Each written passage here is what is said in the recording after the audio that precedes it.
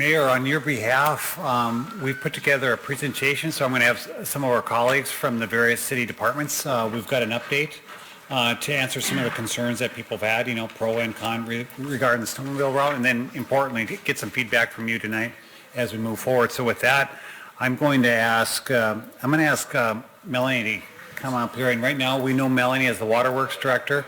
But because Melanie and I have been together a long time here at the City of Grand Forks, really she started out as the Greenway Coordinator. And so when you think and see all the great things that are in the Greenway, all the things that were constructed, in large part, Melanie was the project manager. And it's hard to believe this now when you look at the Greenway. But we took a lot of flack for making it as great as it is now. So everyone believes and appreciates how great it is, but it's because of people like Melanie Parvey, it is as great as it is. So I want to have Melanie give you some background, go through some of the slides on the Greenway itself, and then we're going to turn it over. Javen's going to talk about the noise study that the mayor had us do. Dwight Love from the police department is going to talk about law enforcement, making things safe. And then, of course, Mr. Gossig is going to talk about some of the legal and fines and that sort of thing. And then finally, open up regarding next steps on behalf of Mayor Paczynski. So thanks, Melanie. Ms. Parvey. Thank you, Mayor Paczynski, members of the council. So one of the things we wanted to note is that when we were designing the Greenway project, working with the U.S. Army Corps of Engineers, there was a number of public meetings that were held all throughout the community. The community input was really important, and it was important for people to have input on what they wanted in those areas.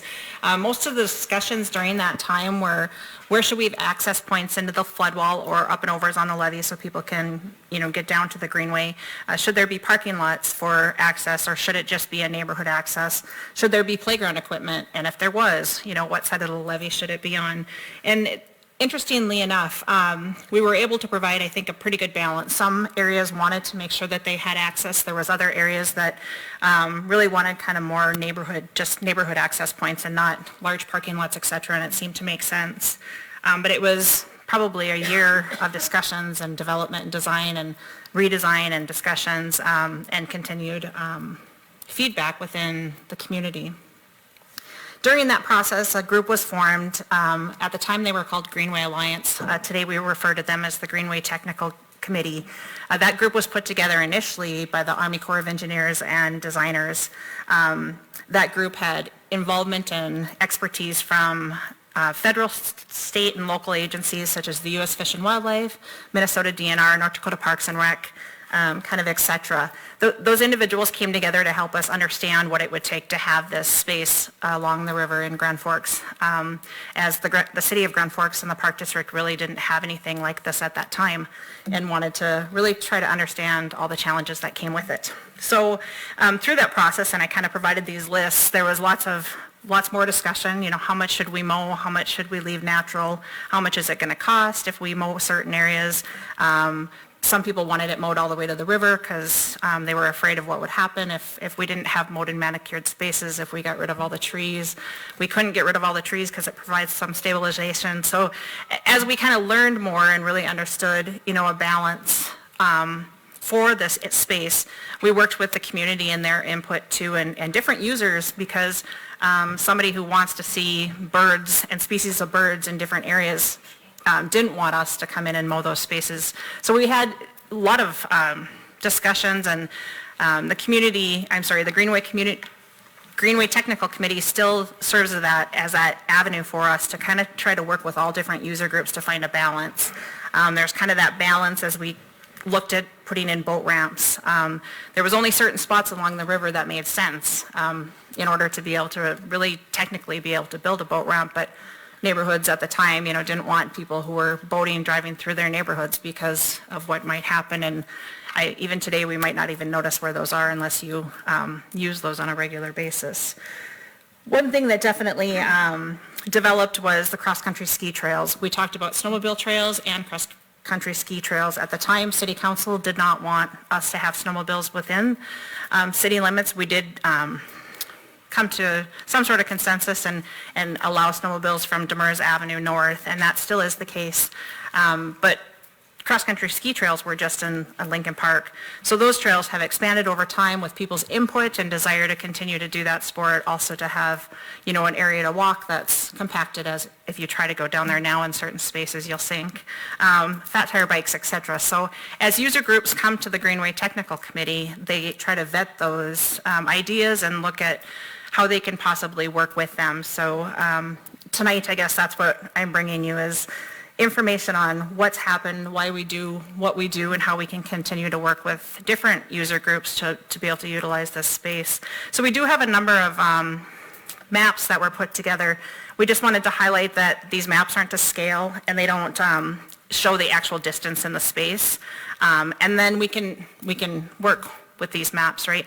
And they're not, apologize, because on PowerPoint they really didn't give a good a view of them, but the blue trails are snowmobile, red lines are cross-country ski trails, and the green is the paved trails that are currently in that area.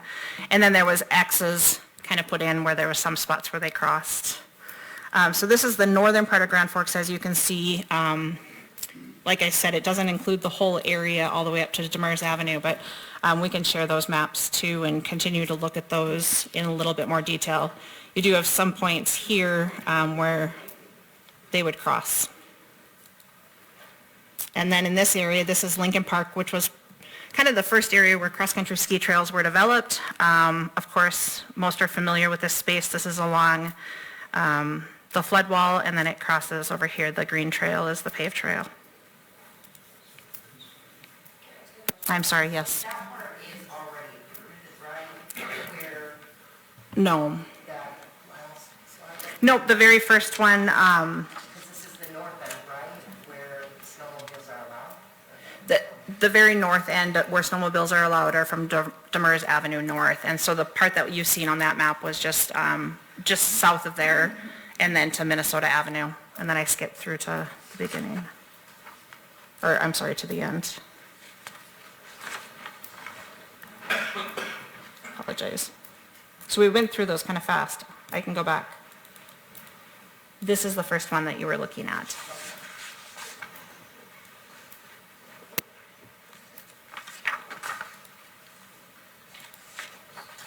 This is Minnesota Avenue. So the current spot where they are allowed is north of here, and you can't see it on this map. I can send them to Do any of your slides show? the current map, no. The current spot, no. On the current spot where snowmobiles are allowed, do the trails cross at all? Like, I don't believe so. okay, I believe that they're separate enough in that area. okay. Sorry to interrupt. No, that's fine.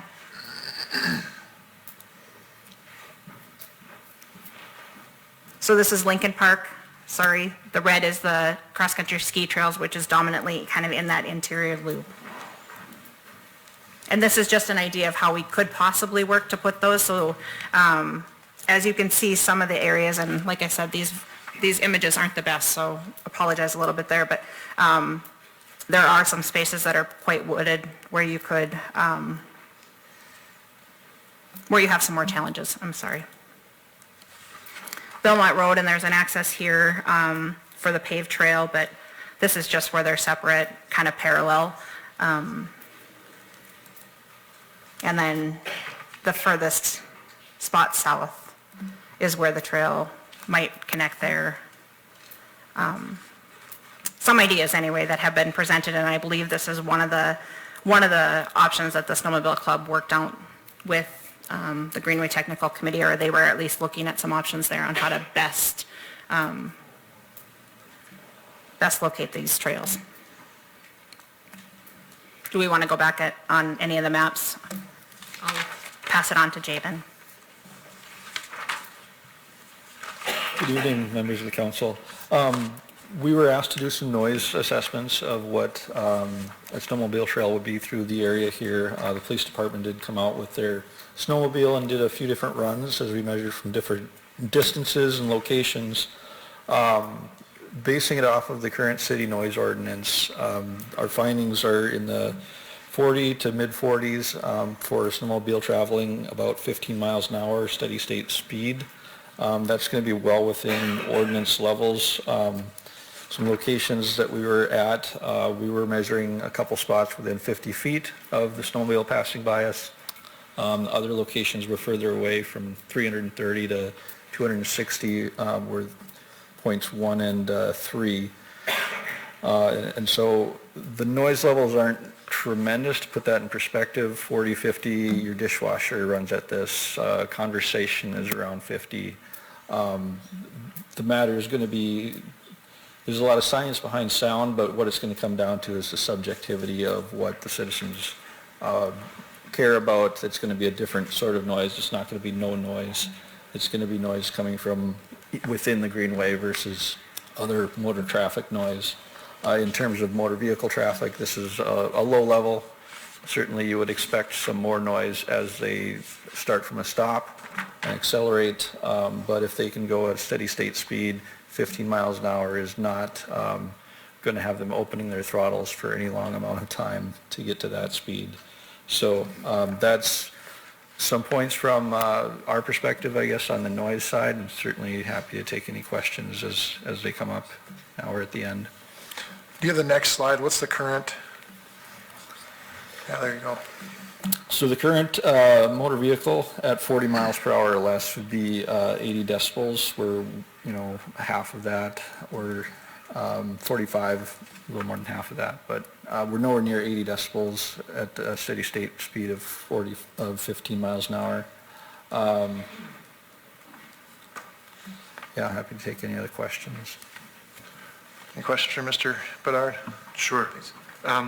So these measurements were taken at 15 miles per hour. And what changes, what kind of decibel readings do you see as speed increases?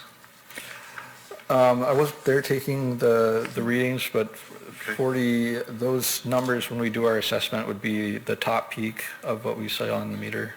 Very good. And As it as you goes noted, by. these are relatively low. This would be a snowmobile with a market situation rather than aftermarket. I can't speak Thanks. to the police department. Dwight Love could probably speak a little bit to what the snowmobile that the police department has is. Thanks. We can come back to that.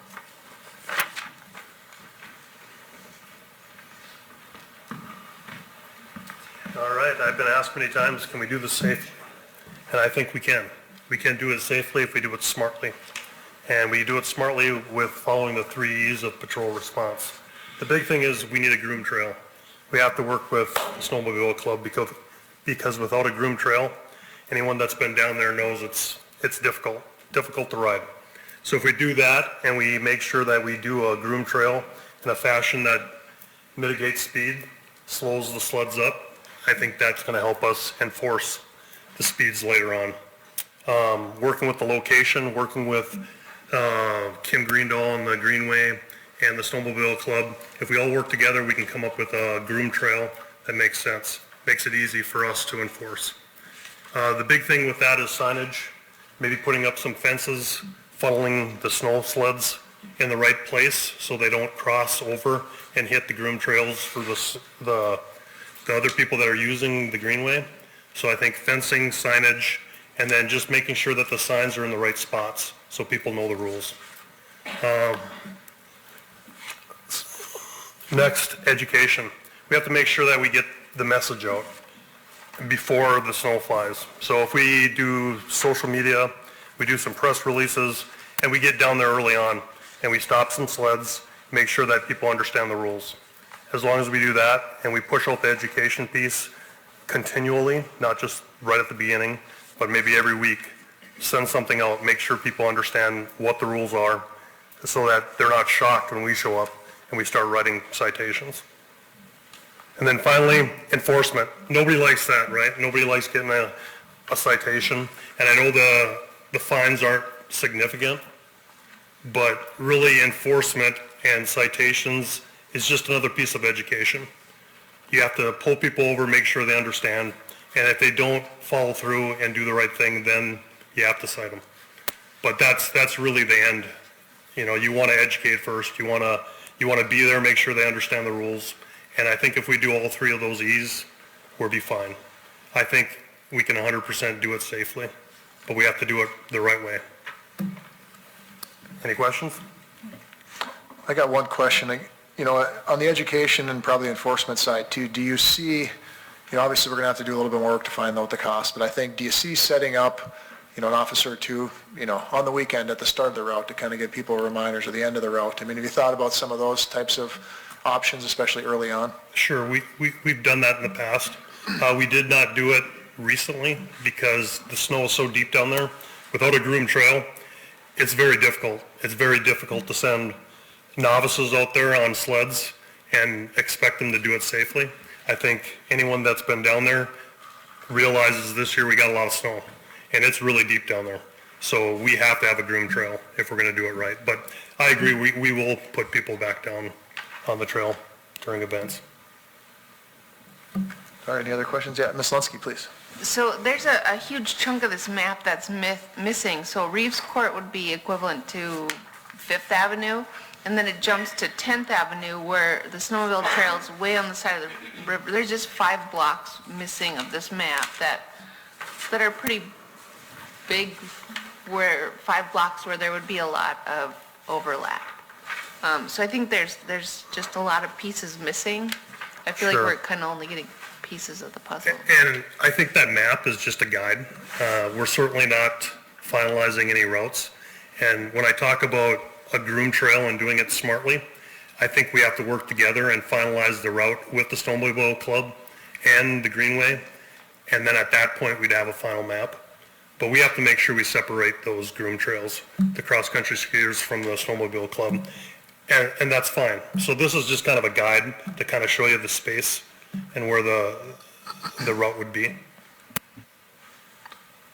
I think as you look at the map, obviously the Lincoln Park is like your ideal. That's, you know, choice A there. That's what you're trying to do. You got the route, you know, further away from the cross-country skiers. It'd be no different than being on the river, other than it's a lot safer place to ride your snowmobiles. So I think, obviously you can't do that everywhere, but it'd be looking at, you know, where can we do a little bit more work to maybe get that route separated a little bit and closer to the river. I mean, sometimes, you know, the cross-country skiers are going to want to have their, you know, routes going in certain areas too. So I think it's working together and seeing what we can live with. But I think Lincoln Park is your, I mean, that's what you're really shooting for, I think, when you look at the trail, is something similar to that.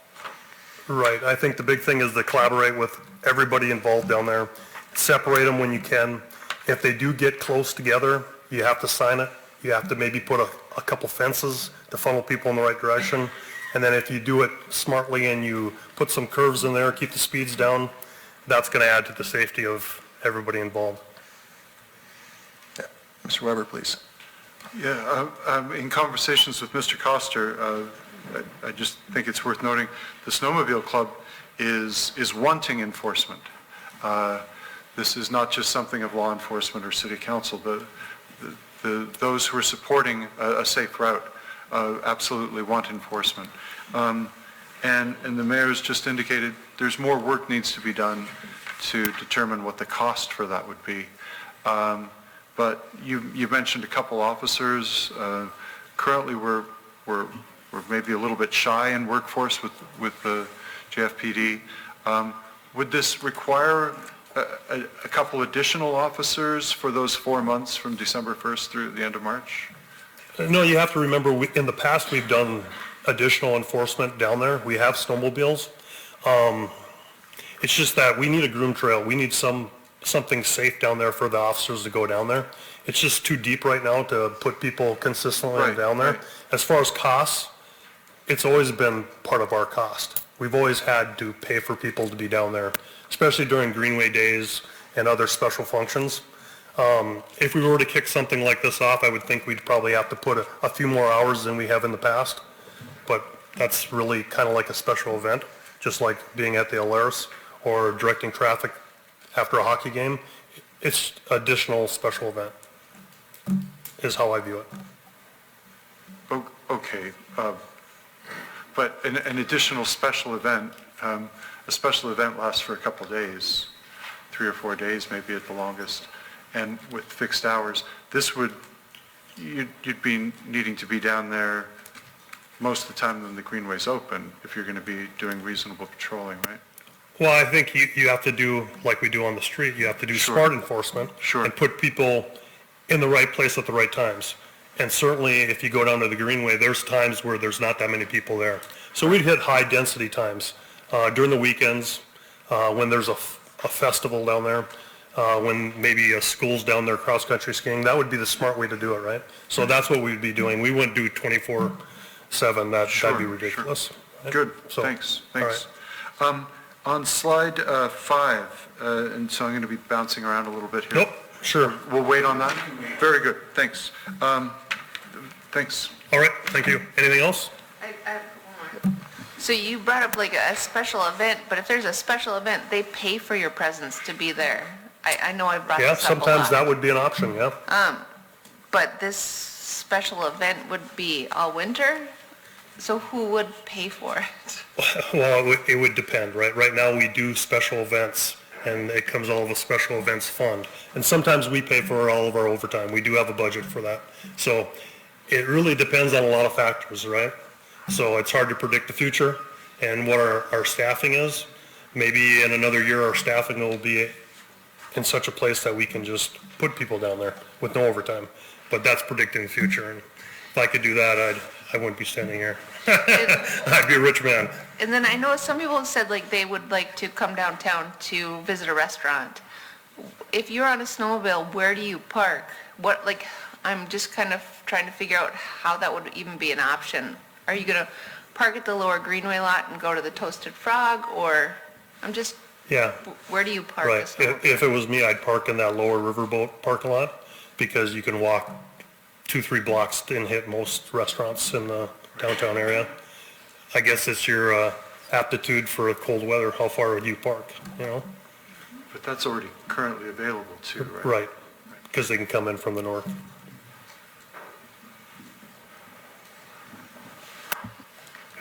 Mayor, I Mr. do have a Field? question. Oh, yeah, Mr. Weigel, please. Lieutenant Love, the Grand Forks Police Department regularly patrols the Greenway through the spring, summer, and fall, correct? Yes, Really, I think it's something that should be patrolled in the winter as well.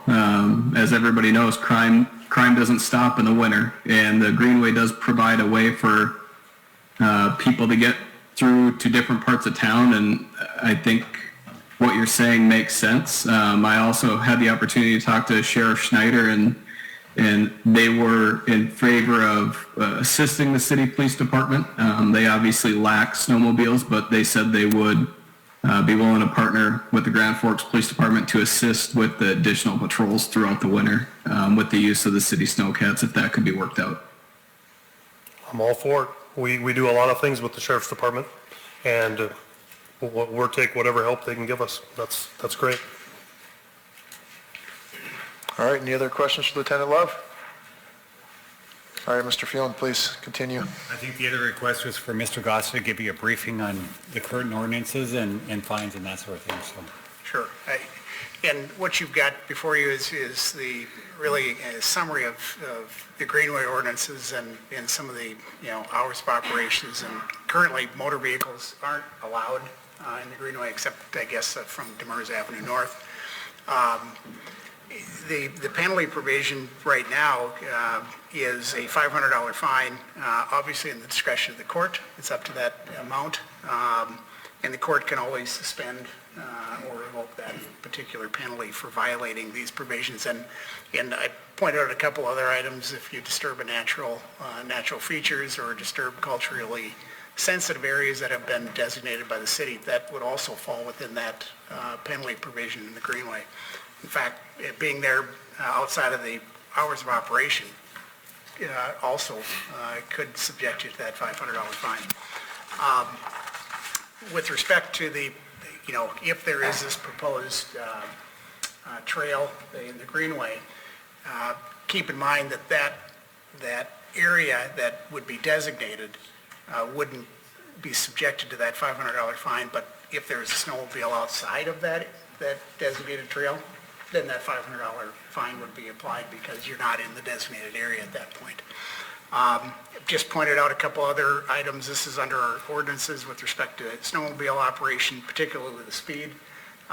It's a 50 mile an hour rate at this point. The penalty there is a $40 fine, which is twice what the state statute currently allows. There's a question as to whether we can go higher than that. There are some cases that were developed where City of Fargo actually imposed a higher fine than was allowed and by the state statute for non-criminal traffic violations, and that wasn't allowed. They changed the statute to allow us to do at least twice those penalties under state statute. Then I've also pointed out the noise ordinance. I think there was a discussion tonight about the readings that were taken, but if there is, exceeds those noise limitations, that's also subject to a $500 fine. And then one item that actually President Sandy brought this to my attention, asked about this, is that if there's destruction of public property, and public property under the statute is fairly broadly defined, that actually becomes a penalty of up to $1,000 and 30 days in jail under the statute. So if somebody would happen to destroy public property within the greenway or within one of these designated areas, that's also subject to a fine. So what I'm describing to you is just what's currently existing under our ordinances with respect to the possible offenses that could occur with respect to snowmobile use. I'm happy to answer any questions. Any questions for Mr. Grostad? No, thank you. I think, Mayor, we were just going to conclude with some thoughts and answer any questions. We're all here to answer questions. But number one, the mayor's asked us under his authority to bring something back in the next snow year, and that would be the 23 to 24 season. Number two, to engage all of the various stakeholders, as we've done, as Melanie talked previously. All the things that we have there are purposeful, and to do that. And I've even had, I think Mr. Art Simonson is still in the back, and number one, he sent you an email earlier today. Number one, he lives along the Greenway. He's ridden snowmobiles his whole life and professionally, and he thinks he'd be like one of those people that would like to be on this advisory group to try to find a way forward as we move forward. So we think we have some time to do all that activity, engage you as city council members along the way, ultimately try to come back here in the late summer, early fall to say we've got a solution that everyone can live with and we can move forward. And similar to what Melanie talked about, I don't know if all of you guys are, not a minority of you folks are here, but the dog park that's in Lincoln Park was controversial. Almost never happened. The boat ramp was controversial, almost never happened. And those things are there and are functioning quite well, and all the horrors that people talked about at the time have not occurred, and it's been a benefit to the community. The bike paths are the width they are. The city council almost cut them in half at one time. Can you imagine those bike paths being half the width they are today? So there have been some moments of truth at city council where the city council, your predecessors made the right decisions and moved forward. We have 2 pedestrian bridges. We almost had 3, and the third one would have been downtown, but a previous city council said no to that one. So can you imagine a pedestrian crossing in the downtown that we've always wanted? Well, that was one thing that didn't happen because the city council said no. And so what I think we want to do is, as part of this, be open-minded, like we always have been. Be objective.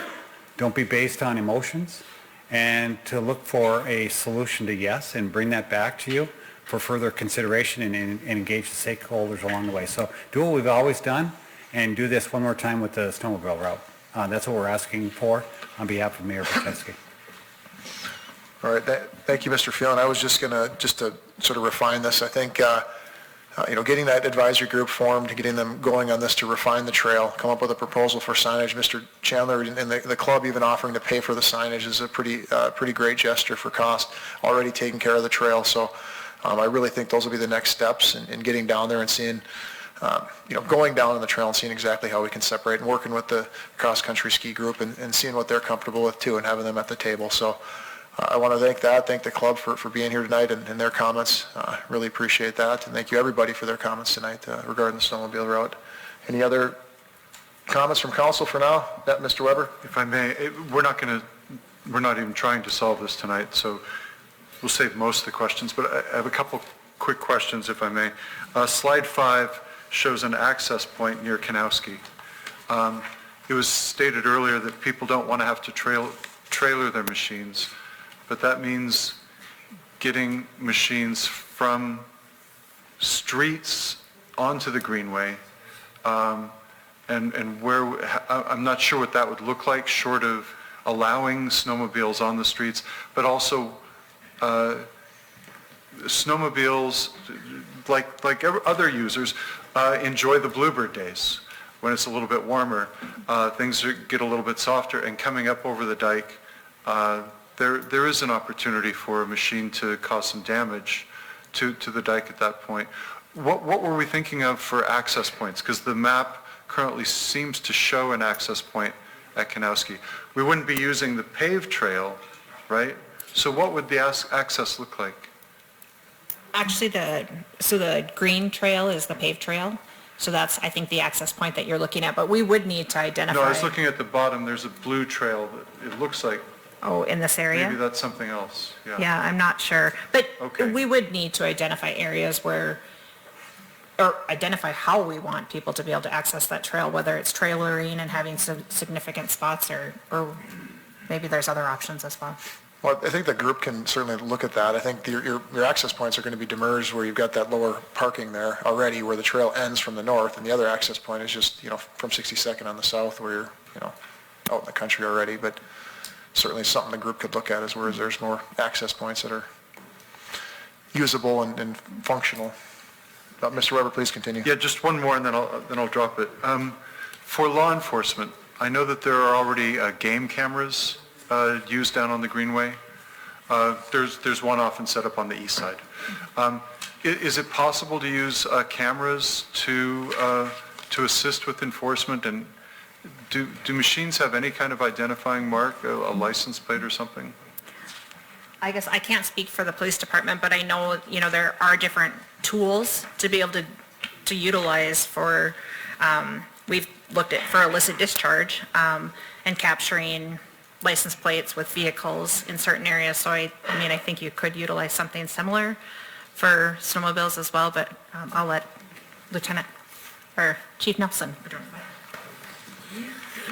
To answer your question, Mr. Weber, yes, we do have the availability that we could put some temporary game cams down there. And there is a way that the sleds are identified, which is by a larger, like a reflective white type of sticker that's going to give you the registration number off the vehicle. Now again, depending upon how your camera is placed or not, are you going to actually capture that? And basically what that'll give you is the registration of the vehicle, but identifying a driver, you'd have to contact the owner of the vehicle, say who was operating, and then work it back from that, especially on your more critical things, i.e. like the damage to property or something else. You bet that's something that we could walk back. Thanks, Chief. Did you have any more follow-ups for me? So I don't want to... I don't. My last follow-up was just for the mayor. If we're talking about putting a committee together... Sorry, Chief. One more. Hang out for a second. Yeah. When would we be doing this? I think into the spring here, we get the group figured out, and then, that's ideal right now, as many of us said, and I was down there myself. It's not very navigable right now, and the route needs some work, so I think it's going to make more sense to get that done in the spring and in the summer. So over the summer, I'd like to be able to get the group out there. In the spring, get it formed. Yeah. Thanks. President Sandy, please. So, Chief, thanks for coming up to answer questions tonight. Yeah, no problems. So currently, even on the north end, you have to trailer your snowmobiles to, unless you come in from the north somewhere where it's outside of Correct. city limits, you have to trailer your sleds to the greenway. You'd be correct. Yes, sir. Unload at the greenway. So if we open up the south end, where currently are there places where you can trailer your snowmobiles to park to get out and run the Greenway Trail? Currently, what we've been using as your furthest south access point would be the valleyed area on 47th Avenue South. But the Valley Dairy is a ways away from the Greenway, Correct. right? So how Correct. do you get from the Valley Dairy to the Greenway? You wouldn't get to the Greenway from there since there's no south route. So that's where they could trailer to go south out of town, but since there is no southern route, there is no access point south. I see. So you'd have to go back down.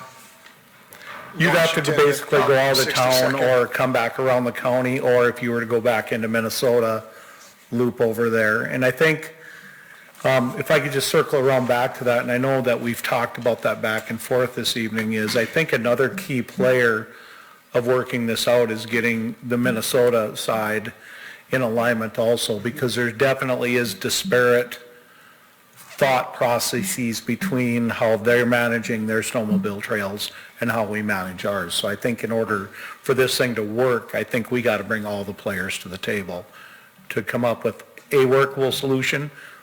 And I guess I'm a glass half full guy where I think we could reach something, but if we can't, at least we owe it to both sides to have that hard discussion and come to a logical conclusion. But just so I understand, we had two people that brought their kids up, and they spoke very positively about having snowmobiles on the Greenway, which is great. And I appreciate that they would do that, and they're showing their civic duty and teaching their kids that it's important to stand up and talk about these things. But in both situations, they have no access to the Greenway Trail. They have to put their snowmobiles on a trailer. Even though they're talking about living by the Greenway, they still don't, there is no access there. They have to drive somewhere else with their snowmobiles to access whatever Greenway Trail there may be, whether it's the current one or a future one. With the way the current routes are mapped out to legally access the Greenway, there is no access point. Thank you, Chief. Appreciate it. All right, any further questions or comments on that item? Yeah, Ms. Lunsky, please. So I'm a little nervous about allowing motorized vehicles on the Greenway. I did get a call last week from someone who would be interested in riding their antique tractor on the Greenway if we do allow motorized vehicles on the Greenway. I just think once we open that door, I don't know if we can go back. So I just think we need to keep that in mind. Yeah, and I think I've been very clear when I've talked about, I'm a UTV rider, I've got a UTV. Those are currently, you can get them street, legalized for the street. So I think wheeled vehicles and other vehicles, you already have access to the community through the roads, so snowmobiles do not, because there's not a route set up. So for me, that's the clear difference, and that would keep from any other of your four-wheeled type of vehicles from being in the consideration, in my opinion. But certainly a well-pointed. And I can just bolster what the mayor says, and I think, Ms. Lunsky, I totally understand, because that, when we brought forward the ability to put UTVs on the roadway, I was hit with the same thing. So what's next? Is it four-wheelers? Is it three-wheelers? Is it dirt bikes? And that has been able to be worked out. Now, I get it, it's two separate things, but I mean, we have to look at each one individually, and what's in front of us right now is this. And I think we'd have to come back if somebody says, hey, I want to do this. And again, if we have open, honest discussion and we can reach a logical conclusion, I think the vehicle is kind of irrelevant at that point in time, that we just have to address each one on its own merit. All right, Ms. Parvey, Chief Nelson, Lieutenant Love, Mr. Feland, Mr. Gossett, thank you.